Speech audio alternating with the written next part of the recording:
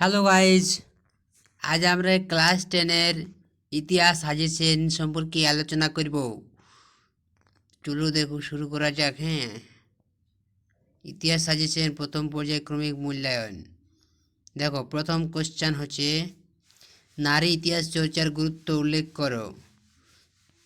2, ইতিহাস চর্চায় ফটোগ্রাফির গুরুত্ব লেখো। চিকিৎসাবিদ্যার ইতিহাসের সংক্ষিপ্ত পরিচয় দাও। 4, আধুনিক ভারতের ইতিহাসের উপাদান হিসেবে চিঠিপত্রের গুরুত্ব আলোচনা করো।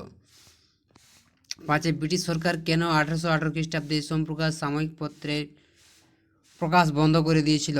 আত্মজীবনী কিভাবে ইতিহাসের উপাদান হিসেবে ব্যবহৃত হতে পারে। এছাড়া জীবনের ঝরাপাতা বা জীবন স্মৃতি সম্পর্কে এদের গুরুত্বগুলি আলোচনা করো। লেখচিত্রের ইতিহাস সম্পর্কে যা জানো লেখো। ইন্টারনেট ব্যবহারের সুবিধা অসুবিধাগুলি আলোচনা করো। নতুন সামাজিক ইতিহাস ও পরিবেশ ইতিহাস চর্চার গুরুত্ব কি। 11 নম্বর, খেলাধুলা বা চলচ্চিত্র ইতিহাসের সংক্রান্ত দুটি গ্রন্থের নাম লেখো। ভারতের নিম্নবর্গের ইতিহাস চর্চা বলতে কী বোঝো। 13 নম্বর, আধুনিক ভারতের ইতিহাস চর্চায় প্রধান উপাদানগুলি কী কী। 14তে, সরকারি নথিপত্রের গুরুত্ব বা উপাদান রূপে সংবাদপত্রের গুরুত্ব কী। ইতিহাসের উপাদান রূপে আছে। সংবাদপত্র বা সাময়িক পত্রের মধ্যে পার্থক্য, আত্মজীবনী বা স্মৃতি কথার মধ্যে পার্থক্য আলোচনা করো। দ্বিতীয় অধ্যায় আমাদের আছে বৈশিষ্ট্য পর্যালোচনা। প্রথম কোশ্চেন, বামাবধিনী পত্রিকা কিভাবে নারী সমাজের চিত্র তুলে ধরেছিল। বাংলা সমাজচিত্র প্রদর্শনে কালীপ্রসন্ন সিংহের হুতুম পেঁচার নকশার অবদান কী। ভারতের স্বাধীনতা চেতনায় নীলদর্পণ নাটকের গুরুত্ব আলোচনা করো। উডের ড্যাসপ্যাচ কী। নব্যবঙ্গ কাদের বলা হয়। নারী শিক্ষা প্রসারে বিদ্যাসাগরের অবদান কী ছিল। 6, ভারতের পাশ্চাত্য চিকিৎসা বিকাশে মধুসূদন গুপ্তের অবদান কী। 19 শতকে 7 নম্বর, 19 শতকের বাংলায় সমাজ সংস্কার আন্দোলন হিসেবে ব্রাহ্ম সমাজের ভূমিকা ইম্পর্টেন্ট, ভেরি ভেরি ইম্পর্টেন্ট।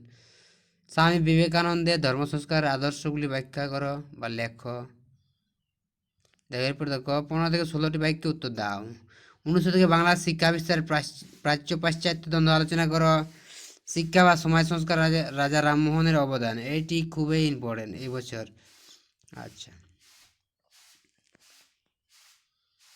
বামাবধিনী পত্রিকা প্রকাশের উদ্দেশ্য কী ছিল। কে কবে নীলদর্পণ নাটকটি রচনা করেন। 3 নম্বরে, হিন্দু প্যাট্রিয়টের দুটি বৈশিষ্ট্য উল্লেখ করো। বাবু সম্প্রদায় বলতে কী বোঝো। কাঙ্গাল হরিনাথ কাকে বলা হয়। তার প্রকাশিত পত্রিকার নাম কী ছিল। এরপর গ্রাম বার্তা প্রকাশিত কেন প্রকাশিত হয়। 7 নম্বরে, শ্রীরামপুত্রই কাদের বলা হয়। 8 নম্বরে, ম্যাকলেমিনিস কি। 9 নম্বরে, ভারতীয় পাশ্চাত্য শিক্ষা ব্যবস্থায় ফিল্ট্রেশন তত্ত্ব কি। ক্যালকাটা স্কুল সোসাইটির কি উদ্দেশ্য ছিল।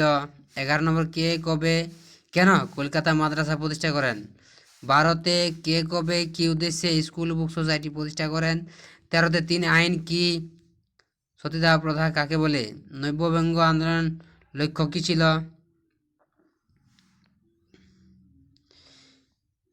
15 নম্বরে, কে কবে ভারতবর্ষীয় ব্রহ্মসমাজ প্রতিষ্ঠা করেন। 16 নম্বরে, কবে কারা সাধারণ ব্রহ্মসমাজ প্রতিষ্ঠা করেন। 17তে, ব্রহ্মসমাজের যে কোনো দুটি সমাজ সংস্কারমূলক কাজের উল্লেখ করো।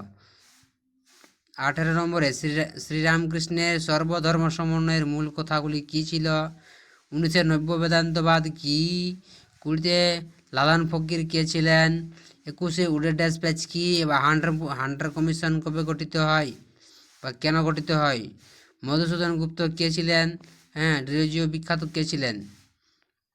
3 নম্বর অধ্যায়, প্রতিরোধ ও বিদ্রোহ বৈশিষ্ট্য ও বিশ্লেষণ। দেখো 7-8টি বাক্যে উত্তর দাও। ঔপনিবেশিক অরণ্য আইনের পটভূমি বর্ণনা করো। 2 নম্বরে, সাঁওতাল বিদ্রোহের কারণগুলি আলোচনা করো, ইম্পর্টেন্ট আছে এটি। 3 নম্বরে, সন্ন্যাসী ও ফকির বিদ্রোহের কারণগুলি লেখো। ব্রিটিশ শাসনের প্রথম শতকে কৃষি ও উপজাতি বিদ্রোহের কারণগুলি আলোচনা করো। 5 নম্বরে, বারাসাত বিদ্রোহের বিবরণ দাও। এরপরে দেখো 15 থেকে 16টি বাক্যে উত্তর লেখো।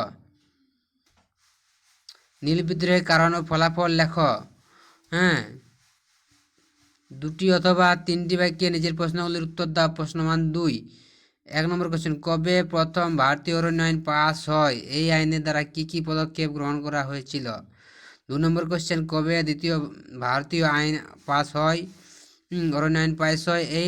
এই আইন দ্বারা কি কি পদক্ষেপ গ্রহণ করা হয়েছিল? 3 নম্বর, বিপ্লব, বিদ্রোহ, অভ্যুত্থান বলতে কি বোঝো? 4 নম্বরে, ঔপনিবেশিক অরণ্য আইনের উদ্দেশ্য কি ছিল? পাইকার জমি কি? দুর্জন সিং কে ছিলেন? চুয়াড় বিদ্রোহে তার ভূমিকা কি ছিল? 7 নম্বরে, দামিন ইকো কি? 8 নম্বরে, খুদকাটি প্রথা কি? 9 নম্বরে, বিরসা মুন্ডা কে ছিলেন? দুদু মিয়া কেন স্মরণীয় ছিলেন? সন্ন্যাসী ফকির বিদ্রোহ বলতে কি বোঝো? মুন্ডা বিদ্রোহের প্রধান লক্ষ্য কি ছিল? ভারতে কোথায় প্রথম নীল বিদ্রোহের সূচনা হয়? কারা প্রথম নীল বিদ্রোহের সূচনা করেন? 13 নম্বরে, নীল বিদ্রোহের গুরুত্ব কি ছিল? 14তে, তারিক ই মোহাম্মদিয়া কি? পাগলাপন্থী কাদের বলা হয়? তো বন্ধুরা, এই ছিল ক্লাস 10-এর ইতিহাসের সাজেশন। যদি ভিডিওটি ভালো লাগে তবে অবশ্যই লাইক, শেয়ার, কমেন্ট এবং সাবস্ক্রাইবটা করে দেবে। Thank you.